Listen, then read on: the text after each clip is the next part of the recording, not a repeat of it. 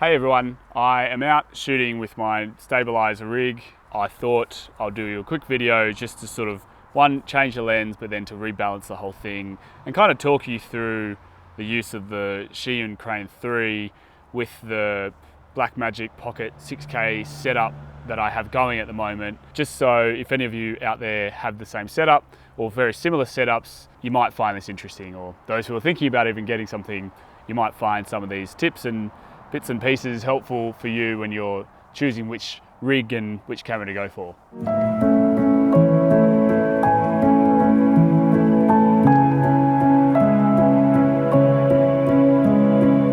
Let me give you a quick walkthrough of the way that I've set up my camera.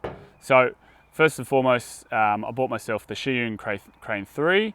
I had the V2, which I was using with an older camera, the A6300 Sony, which worked a treat, and that was amazing. Now the thing with that Sony camera was it already had autofocus. Everything was obviously smaller and lighter, so for me it was really easy just to get out, whip it on, and move it around. That was nice and easy. Now I wanted to kind of emulate that whole setup, but have it at a level that was of cinematic quality, right? So what I did was obviously start with the camera. The Blackmagic Pocket Cinema Camera 6K came out. I had, previous to all this, I had a 5D, so I had a bunch of EF lenses coming around. So I decided to go with that because it had a EF lens mount. I should remember that one. Yep. To do that though, and I knew it didn't have a follow focus, so, it didn't have autofocus, so I decided to get myself the Nucleus Nano follow focus to put on this. And then obviously I've got myself up here, the SSD, that's a Samyang 500 gigabyte. Anything else that I can see? Oh yeah, the Tilta cage. For me, a big part about shooting with this is about having a level of versatility with it. I wanted the ability to kind of to bridge that gap between, I guess, your prosumer kind of online content that kind of looks nice, but you know where the quality sits, and then where the cinematic world sits up here. And I'm kind of trying to play somewhere in the middle there at the moment, so that you could shoot an entire TV show or crazy a documentary or feature film on this. Stream it or stream it to 4K or play it in cinemas, and it all looks just as good, right? So that were the main reasons why I've kind of gone with this. It was cheap enough for me to do it, and I was able to keep it semi-light, I guess. It's not really, but we'll get to that. First and foremost, what you want to do is you want to make sure that your whole rig is locked. The Crane 3 comes with locking systems for all the different accesses, so that you can do exactly what I needed to do. So first and foremost, easiest parts, just loosen that out, get your second lens, have it ready to go, and voila, that part's easy. So change the lens. Now you got to adjust where your follow focus is, so it sits. Oh, look at that, perfect. Sits on it. Now, here's my first tip when balancing your camera. Take the lens cap off. I mean, it sounds really basic and really straightforward, but the amount of times that you will balance your whole thing with the lens cap on, because it's it's the right thing to do. You're not ready to shoot yet, and then realize that the moment you take it off, it actually, it's a small amount, but it does throw everything off, especially when things start to get a bit heavier and you're trying to maximize the motors that are going on. The same thing happens if you're wanting to put any type of NDs or anything on the front, like a rotating ND or a polar. Like you kick yourself when you do it, and it's only small adjustments, but it is what it is. So first, then I will take off my tilt, and as you can see, it's rolling forwards like this. And so what you have to do is you have to get under the camera, the one that it's on the sort of quick release plate, and open that one up, and just sort of, look, I'll pull it off for you. See, it's too heavy forwards, so you push it backwards, too far, come forwards. Still a bit too much. It's pretty good, cool. So next after that, so we've done the tilt, right? Next one you want to do is you want to take it this way and work with this arm here, but the adjustment going up and down. Now, that's already pretty good, but I'll show you what it's like without. You know, it goes, if I go further up that way, and I was to do this, it's gonna fall. So basically, you're just working this arm, it's like you tilt, you're making sure it's still falling forwards a little bit, so I can go back that way, still falling that way. And you just play around until you kind of get it right there. Cool? That one's on. So you go back like that. And you'll find as well that when you do little adjustments on other ones, see how it falls that way? Now you might want to just readjust that slightly forwards. No, whoop, see, too much? Too much.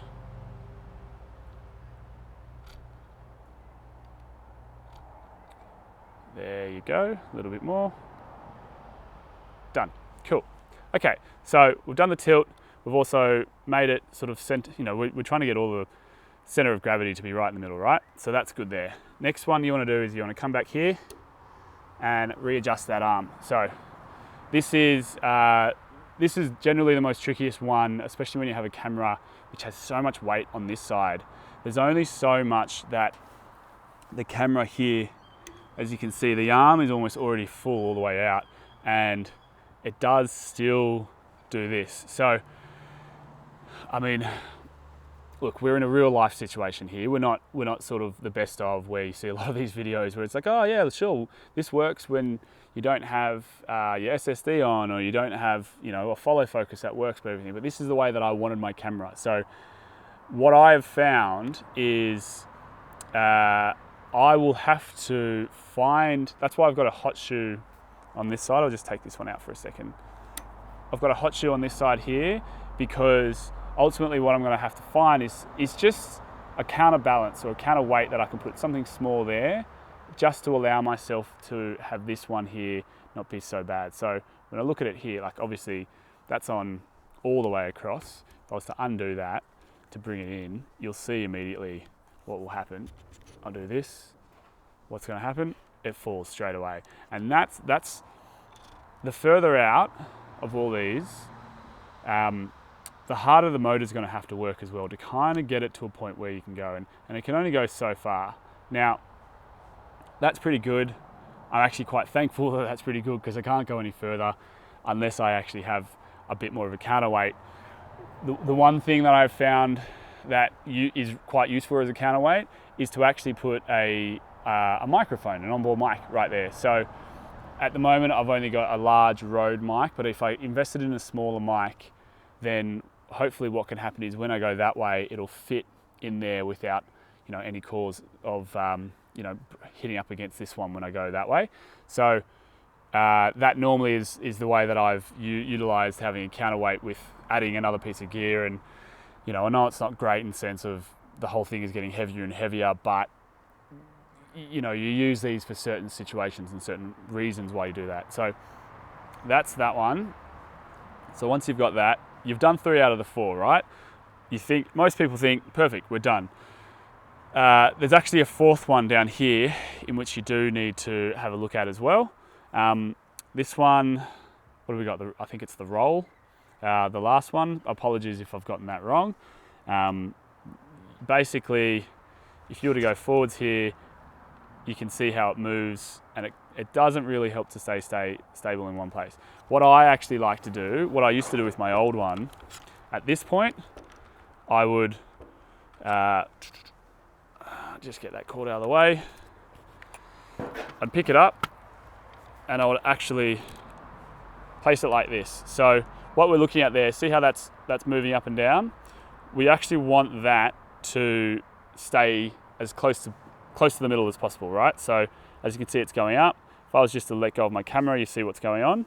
So I then grab it here and I slowly push it back. See, now it's going down, so it's going the other way. It's gone too far.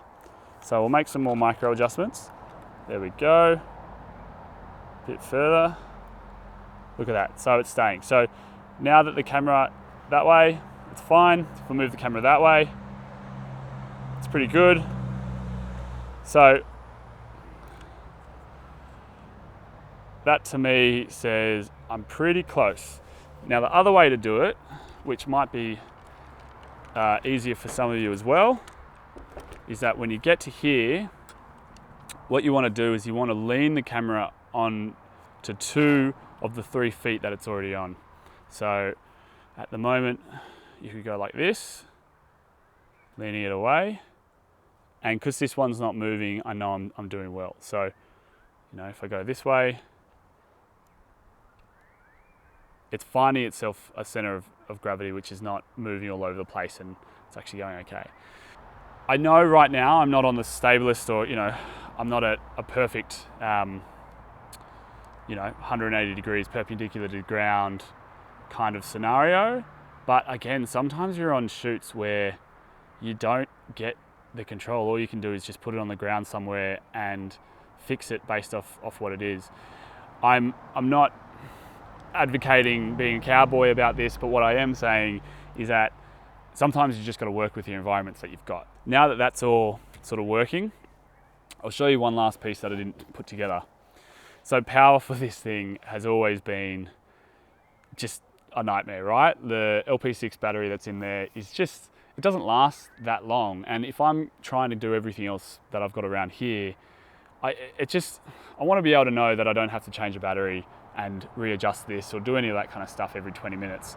So how I'm working it at the moment is that my follow focus is actually powered into the whole Zhiyun Crane, and then also I've got myself, you know, a V-Lock battery here, which lasts a couple of hours, which I'm actually plugged straight into the side of the camera. This blue cord is from Kondor Blue. It's the longest P-tap to, you know, Blackmagic camera power that I've seen out there at the moment. And then I went down to my local hardware store and got myself a little bag basically that it fits in, because then I clip it to the side like so. And then now that it's on, I have one hand free, at least there. Whoop. And then what I can do is I'll turn the camera on.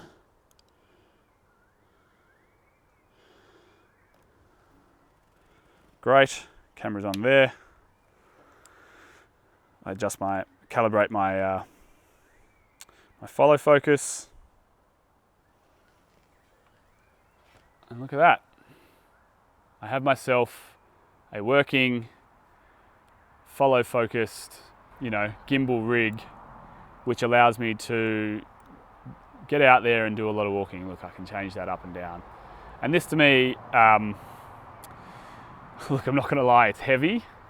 And what I might do is go out there and I guess show you a couple of the ways in which I like to shoot with it, because you do have to have a good deal of upper body strength, but as well, just understand where your feet are placed when you want to do a shot, where your arms are going to be. And a lot of it's almost like doing proper techniques when you're doing weights, because it's a heavy beast, and so you have to move things along in certain ways. But for now, if you have any questions, let me know.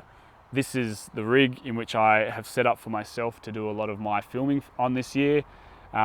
I have other clients in which I still use my smaller rig, and it's great because when I go back to it, it's literally like picking this up and going, yep, I can do whatever I want. It's awesome. So if you have any questions though, let me know. I'd love to hear from you. I'd love to see what your rigs are like. Look, this at the moment is just the prototype that I have, right? It's the way that I can shoot things. Depending on what jobs I'm doing, that changes how I might set this whole thing up. And, you know, I think there's never a perfect rig. There's just a perfect rig for the circumstances in which you're in. So, thanks for watching. If you haven't already, subscribe to the channel. I'll try and put more of these videos out. But comment, please. Let me know what you think. And if you have any questions around any of this kind of stuff, if there's any videos along the lines of this type of work that you want to see, let me know, and I'll try and put some more out there for you guys. All right, enjoy yourselves. I hope you're having a wonderful time wherever you are in the world, and I'll see you next time. Cheers.